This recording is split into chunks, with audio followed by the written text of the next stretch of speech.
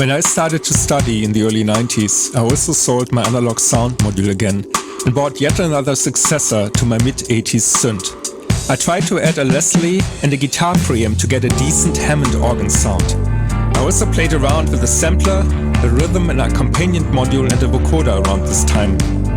In the mid-90s, I moved to Seattle and only had enough space to take my synth with me, so I sold all the small modules and my digital piano. The B3 organ clone was still in our former band practice room for almost 20 years. I recently gifted it to a good friend of mine.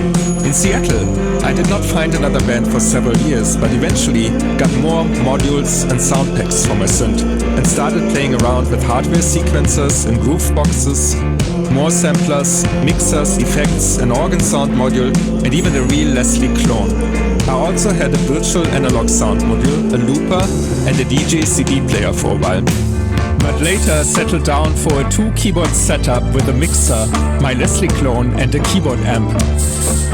In the early 2000s, I did an organ class in order to learn how to play harmonies with my left hand.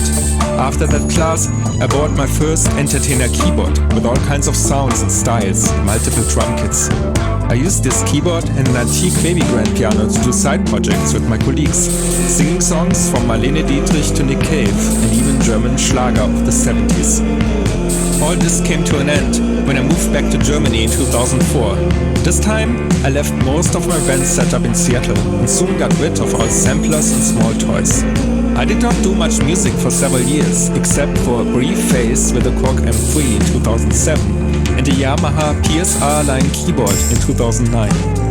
In 2013, I moved to Los Angeles with my 2 remaining keyboards and the M3, which I eventually all sold or gifted to colleagues. I also rescued and restored my beloved SY99 from Seattle, but all other synths, Leslies and amps from that time are gone. I soldered various small desktop synths and played around with them, a Volca Beats, a Volca FM and a couple of effects pedals for a while. I even managed to design and build my own 4-operator FM module and a do-it-yourself chorus. At last, in late 2018, I resolved to force myself to make music regularly again and started a video channel for covers of 80s songs and tutorials for my new keyboard.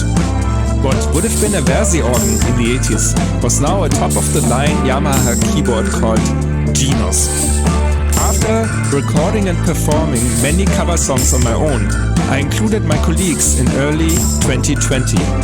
My friend Metro also helped me with mixing and mastering, and I was forced to not only use my MIDI-based song recording on my hardware, but also record each drum sound and instrument as an audio track in a digital audio workstation software. Over time, I gradually moved to software-only based multi-track recording and software audio effects. And even my high school friends and former band members from the 80s had now learned how to record music online. And so this project was born.